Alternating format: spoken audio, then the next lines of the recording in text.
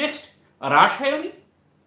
আমাদের দেহে রোগ জীবাণু প্রবেশ করলে বা করার উপক্রম হলে এই রাসায়নিক পদার্থগুলো যেটা জন্মগত, আমরা আমাদের দেহকে রক্ষা করি। যেমন ১ নম্বর, অশ্রু বা চোখের জল, লাইসোজাইম উৎসেচক থাকে। আমাদের লালারস, বিভিন্ন রকমের পদার্থ থাকে রোগ জীবাণু ধ্বংস করতে পারে।